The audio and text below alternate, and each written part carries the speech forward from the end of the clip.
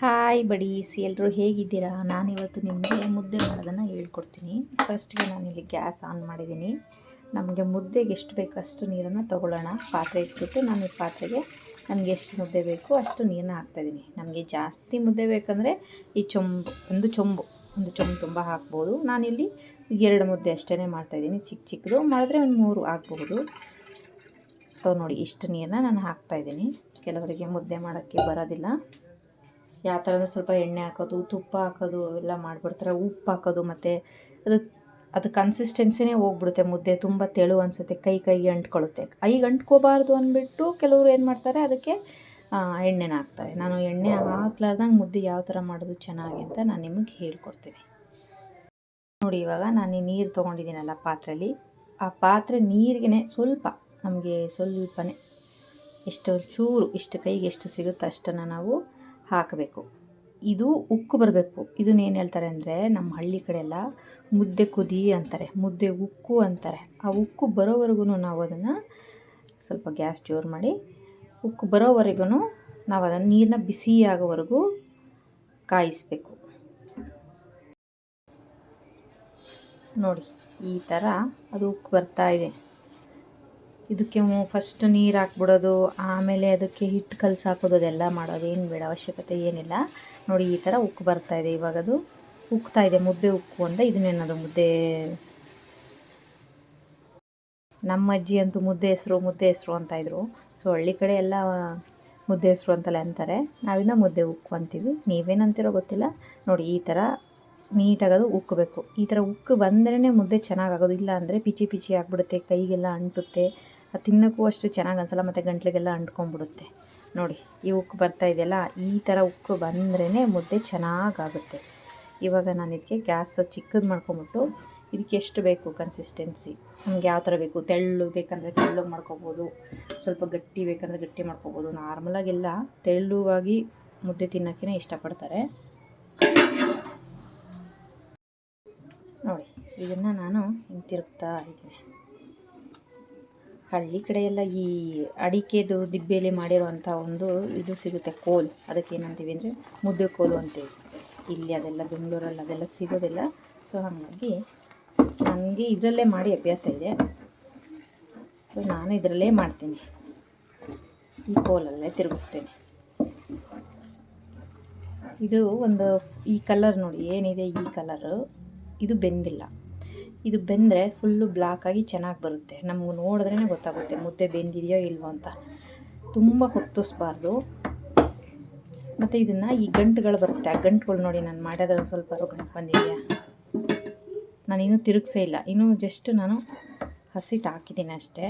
ಗಂಟು ಬರ್ದೇ ನಾವು ಬೇಕಾಗಿರೋವಂಥ ಕನ್ಸಿಸ್ಟೆನ್ಸಿಲಿ ನಾವು ತೆಳು ಬೇಕಂದರೆ ತೆಳುಗೆ, ಇಲ್ಲ ನೋಡಿ ಇಷ್ಟು ಮೀಡಿಯಮ್ ಅಂದರೆ ಮೀಡಿಯಮಾಗಿ ಈ ಥರ ಒಂದು ಮುದ್ದೆ ಹದ ಬರೋಂಗೆ ನಾವು ಇಟ್ಕೋಬೇಕು. ನೋಡಿ,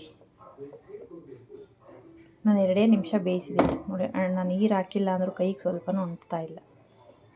ಬೆಂದಿದೆ ಅಂತ ಮುದ್ದೆ ಅರ್ಥ. ಇದಕ್ಕೆ ಎಣ್ಣೆ ಹಚ್ಕೊಂಡು ಏನು ಟೆಸ್ಟ್ ಮಾಡೋದೇನು ನೀಡಿಲ್ಲ.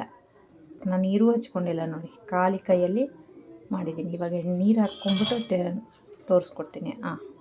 ಅಂಟ್ತಾ ಇದೆಯಾ ಕೈಗೆ? ಸೊ ಈ ಥರ ಅದು ಬೇಯಬೇಕು. ಈ ಥರ ಆದರೆ ಅದು ಮುದ್ದೆ ಚೆನ್ನಾಗಾಗಿದೆ ಅಂತ ಅರ್ಥ. ಮತ್ತು ಕೆಲವರು ಮುದ್ದೆ ಗಟ್ಟಿಗಾಗಿದೆ ಅಂತ ನೀರು ಹಾಕೋದು, ಅಥವಾ ಒಂದು ಸ್ವಲ್ಪ ತೆಳುವಾಗಿದೆ ಅಂತ ಬೆಂದ ಮೇಲೆ ಹಸಿಟ್ಟು ಹಾಕೋದು ಹಿಟ್ಟನ್ನ, ಅದೆಲ್ಲ ಮಾಡಿದ್ರೆ ಮುದ್ದೆ ಚೆನ್ನಾಗಾಗೋದೇ ಇಲ್ಲ. ನೋಡಿ ಎಷ್ಟು ನೀಟಾಗಿ ಬಂದಿದೆ ಅಂತ. ಸೊ ಇವಾಗ ಇದನ್ನು ನಾವು ರೌಂಡ್ ಶೇಪಲ್ಲಿ ಕಟ್ಟೋಣ. ಇನ್ನು ಕೆಳಗಿಳಿಸ್ಕೊಂಡು ನಾನು ಇನ್ನೊಂದು ಸ್ವಲ್ಪ ಚೆನ್ನಾಗಿ ನಾದ್ತಾ ಇದ್ದೀನಿ. ಕೋಲ್ ಸಹಾಯದಿಂದಲೇ ನಾನು ಇದನ್ನು ನಾದ್ತಾ ಇದ್ದೀನಿ. ಈ ಮುದ್ದೆ ಕೋಲಲ್ಲಿ ಮಾಡಿದ್ರೆ ಅದು ಅಗಲವಾಗಿರುತ್ತೆ, ನಮಗೊಂದೇ ಸಲ ನೀಟಾಗಿ ಬಂದ್ಬಿಡುತ್ತೆ. ಆದರೆ ಇದು ಚಿಕ್ಕದಿದೆಯಲ್ಲ, ಸೊ ನಾವು ಮತ್ತೆ ಕೆಳಗಡೆ ಇಳಿಸ್ಕೊಂಡು ಇನ್ನೊಂದು ಸಲ ನೀಟಾಗಿ ನಾವು ಈ ಥರ ನಾದ್ಕೋಬೇಕಾಗುತ್ತೆ. ನೋಡಿ, ಈ ಥರ ಆಗತ್ತೆ. ಈ ಥರ ಬಂದರೆ ಮುದ್ದೆ ಚೆನ್ನಾಗಾಗಿದೆ ಅಂತ. ಈ ಕೆಳಗಡೆ ಇಳಿಸ್ಕೊಂಡಾದಮೇಲೆ ನಾನು ತಟ್ಟೆನಲ್ಲೇ ಕಟ್ತೀನಿ. ಈ ತಟ್ಟೆನಲ್ಲಿ ನಾನು ನೀರು ಹಾಕಿ ಸ್ವಲ್ಪ ತೊಳೆದಿದ್ದೀನಿ. ನಮಗೆ ಬಿಸಿ ಆಗುತ್ತೆ ಅಂದರೆ, ಸೊ ನೋಡಿ ಈ ಥರ ನೀರು ಇಟ್ಕೋಬೇಕು. ಸ್ವಲ್ಪ ನೀರು ಹೆಚ್ಕೊಂಡು ಈ ಥರ ತಟ್ಟೆಗೆ ಹಂಚ್ಬಿಟ್ಟು ಇನ್ನೊಂದು ಟಿಪ್ಸ್ ಹೇಳ್ತೀನಿ. ಈ ಮುದ್ದೆ ಗಂಟು ಬರಬಾರ್ದು ಅಂದರೆ ನೋಡಿ, ಈ ಥರದೊಂದು ದೊಡ್ಡದೊಂದು ಸೌಟ್ ಥರ ತಗೊಂಡ್ಬಿಟ್ಟು ಅದರಲ್ಲೂ ಕೂಡ ನೀವು ಈ ಥರ ಮಾಡ್ಕೋಬೋದು. ನೋಡಿ, ಸ್ವಲ್ಪನೂ ಗಂಟು ಬಂದಿಲ್ಲ, ಎಷ್ಟು ಕೆಳಗೆ ತೆಗೆದ್ರೂ ಗಂಟಿಲ್ಲ. ಈಗ ನಾವು ಇದನ್ನು ನಮಗೆ ಎಷ್ಟು ಬೇಕಷ್ಟು ಚಿಕ್ಕ ಚಿಕ್ಕದಾಗಿ ತೊಗೊಂಡು ಈ ತಟ್ಟೆ ಸಹಾಯದಿಂದ ನಾವು ಇದನ್ನು ಕಟ್ಟೋಣ.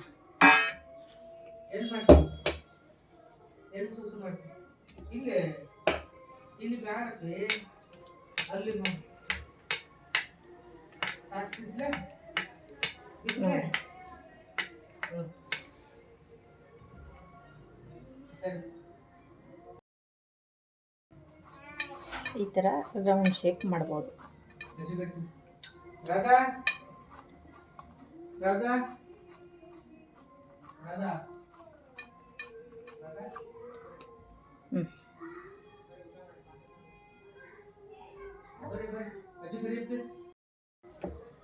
ನೋಡಿ, ನಾನು ಹಾಕಿದಂಥ ಇಷ್ಟು ಒಂದು ಚೊಂಬಲ್ಲಿ ಹಾಕಿರೋಂಥ ಒಂದು ಅರ್ಧ ಚೊಂಬು ನೀರಿಗೆ ಈ 4 ಮುದ್ದೆ ಆಗಿದೆ.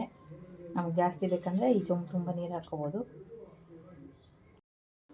ಮುದ್ದೆಗೆ ಯಾವಾಗೂ ಕಾಂಬಿನೇಷನ್ನು ಚಿಕನ್ ಸಾಂಬಾರು, ಮೊಳಕೆ ಹುಳ್ಳಿಕಾಳು ಅಥವಾ ಮೊಳಕೆ ಕಾಳು ಸಾಂಬಾರು, ಇನ್ನೂ ಮಸ್ತ್ ಅಂದರೆ ಬಸ್ಸಾಂಬಾರು.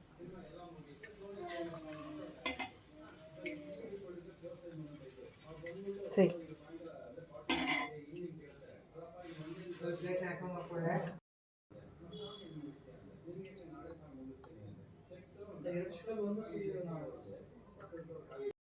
ಮುದ್ದೆಗೆ ಇನ್ನೊಂದು ಕಾಂಬಿನೇಷನ್ ಅಂದರೆ ನಾಟಿ ಕೋಳಿ ಸಾಂಬಾರು.